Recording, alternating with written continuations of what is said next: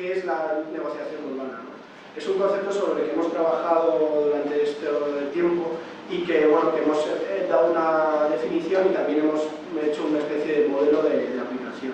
Entonces empezamos definiéndolo y empezamos definiéndolo a través de definiciones del diccionario, ¿no? Proceso de negociación urbana. Pues el proceso tiene estas definiciones, la negociación esta y lo urbano esta. Es interesante, por ejemplo, que lo urbano se asocia a lo cortés, lo atento y de buen modo, ¿no? Cuando parece que en Madrid es todo lo contrario. Pero también nos interesaba como a cada palabra asociar diferentes entradas, ¿no? Diferentes ideas, ¿no? Un proceso podría asociarse a abierto, a plataforma, a crítico, la negociación pues, a todos estos conceptos y lo urbano pues, a todos ellos, a todos estos otros. Esto nos permitía introducir como una complejidad mayor en nuestro discurso y empezar a establecer relaciones con las cuales empezar a operar, ¿no? O por lo menos con las cuales empezar a analizar. En definitiva, yo creo que de todo esto, de lo que subyace de todo esto, es que el proceso de negociación urbana es un sistema que consiste en una serie de parámetros teóricos que se negocian con los datos de la realidad, ¿no? De esta manera se genera una especie de paisaje y se puede producir una ocupación o una propuesta urbana liberada de cargas compositivas.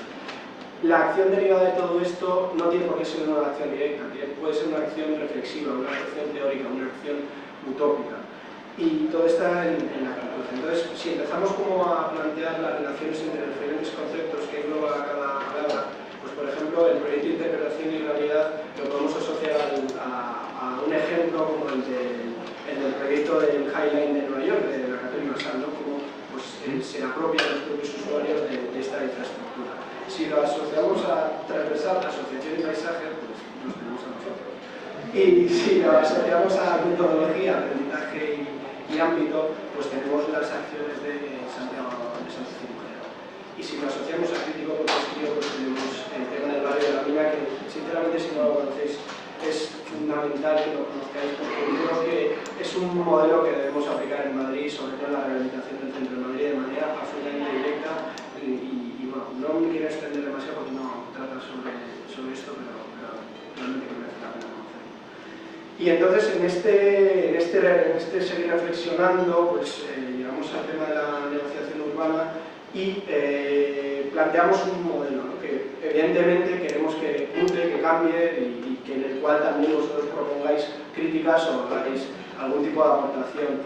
Este modelo, como tenemos un sociólogo en el grupo, pues ha sido supervisado por el sociólogo y básicamente se ha establecido una interacción muy interesante de la manera que él plantea unos conceptos que nosotros los desarrollamos lógicamente y luego también cuando nosotros planteamos un primer esquema nos alegró mucho constatar que nuestras intenciones o nuestras preocupaciones o la manera que estamos pensando la negociación urbana como un modelo gráfico pues no estaban muy alejadas, ¿no? En este sentido establecimos como un punto de partida que es el modelo clásico que ya existe, o sea, esto no estamos inventando nada, pero bueno, estamos reflexionando sobre ello, ¿no? En el que el modelo clásico convencional es el que existen una serie de agentes, los técnicos, los ciudadanos, los económicos y los políticos que tienen una idea, lo ponen en una mesa de negociación, de ahí sale una propuesta que la desarrolla un técnico a través de un proyecto y se genera una obra. Lo que nosotros proponemos es que esta idea inicial que se genera a través de los cuatro agentes se parametrice y se codifica a través de un técnico o de unos técnicos y eso revierta otra vez sobre los agentes para que ellos lo entiendan mejor y puedan ser capaces cada uno en su registro de interpretarlo y evaluarlo. A través de esto se generaría una mesa de negociación que sería donde realmente residiría la negociación urbana y estaría sometido al control técnico, ¿no? O sea, y supervisado por él. Todo esto generaría ese proceso lineal de la obra y una vez se estableciese la obra se establecería un sistema de evaluación, ¿no? De ver realmente si una cosa que idealmente es muy bonita también puede aceptar el error, ¿no? O sea, de cómo puede aceptar ese error. De manera que esta modificación del medio físico también trabaje sobre el error. Es decir, de la misma manera que, por ejemplo, los edificios actualmente incorporan un manual de derribo, pues también cómo podríamos deshacer las acciones urbanas que no han sido satisfactorias a pesar de toda esta ideal voluntad en la que se han desarrollado. Esto es muy importante, es un concepto súper importante, que es movilizar la inteligencia. Es decir, este proceso debe ser capaz, una de las claves del éxito de este proceso es ser capaces de movilizar la inteligencia de los agentes y sobre todo de la ciudadanía. Es muy difícil establecer las vías para que los ciudadanos participen, reflexionen y bueno, pues de una manera tengan voz, ¿no? Porque si bien es cierto, los agentes económicos y los agentes políticos tienen un poder mucho mayor, pues nuestra idea es que ese poder vaya un poco disminuyendo en favor del de los técnicos y de los ciudadanos.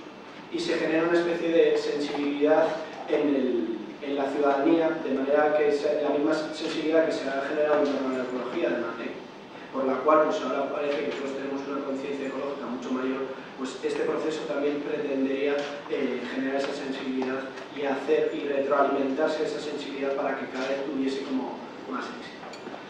De todas formas, lo importante de todo esto es ser conscientes de que cualquier variable puede que se modifique, revertiría sobre el propio proceso, ¿no? Esa idea de que el error también se incluye dentro del proceso. De manera que, como bien decía en una entrada nuestro biólogo, si rebobinásemos la cinta y modificásemos ciertas variables, la película no sería la misma. Si tengo tiempo, me gustaría terminar con un par de propuestas. Una es animaros a que os metáis en paisaje transversal y participéis de esta reflexión que estamos generando. Y otra es una propuesta que ya se lo lancé a Miranda y a Andrés, que me parece que estas jornadas son muy interesantes, pero si tienen continuidad. De manera que yo planteo generar una especie de plataforma que nos reúna de manera mucho más directa y abierta a todos los colectivos que estamos pensando en Madrid. Y bueno, pues creo que es una cosa que deberíamos tener en cuenta y que Piensa Madrid no sea solo un evento una vez al año en el cual expongamos, demos la chapa y todos nos demos palmaditas en la espalda, pues diciendo que buenos somos todos y que ideas tan brillantes tenemos, sino que realmente esto sirva para producir un cambio en Madrid. Y bueno, pues nada más, simplemente me gustaría acabar agradeciendo al COAM que haya participado y que nos haya dotado de muchas ideas para este discurso y para esta conferencia. Muchas gracias.